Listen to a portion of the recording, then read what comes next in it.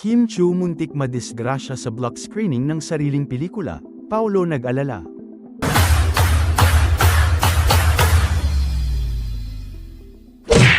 Muntik madisgrasya ang Asia's superstar at queen of good vibes na si Kim Chu nang aksidenteng bumigay ang barrier na nakapwesto sa pagitan ng lower seat sa Cinema 3 ng SM The Block noong Huwebes.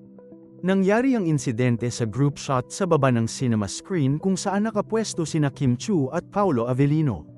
Dumay-kit sina Kim at Paulo sa barrier para makunan ng buong-buo ang lahat na nanonood sa block screening na inorganisa ng Kimpof. Isa sa maraming fandom o fan group ng dalawa.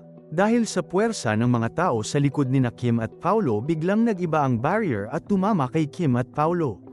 Kami na nasa likod lang ng Kim Pao ay muntik nang mahulog. Buti na lang at naaga pa namin umatras patalikod. Mabilis naman ang fans at security ng Kim Pao na pigilan ang pagbagsak sa dalawa. Pero bahagyang nasaktan si Kim sa obserbasyon ng ilang fan na nag-assist sa kanila palabas ng sinehan. Kwento nga ng isang avid fan ng dalawang kapamilya stars. Panay ang himas ni Kim sa kanyang tagiliran na tila ito ang napuruhan sa nag-ibang barrier. Pero gaya ng kakaibang personality, character at professionalism ni Kim, hindi ito nagpakita ng anuman sa kanyang mga tagahanga sa nasaktang bahagi ng kanyang katawan. Nakangiti pa sa interview ng media si Kim at tumuloy pa sila ni Paulo sa katabing sinehan para sa isa pang block screening ng iba pang fandom. Kitang-kita naman ang pag-aalala ni Paulo sa estado ni Kim. Pero binigyan naman ng assurance ng award-winning actress na okay lang siya.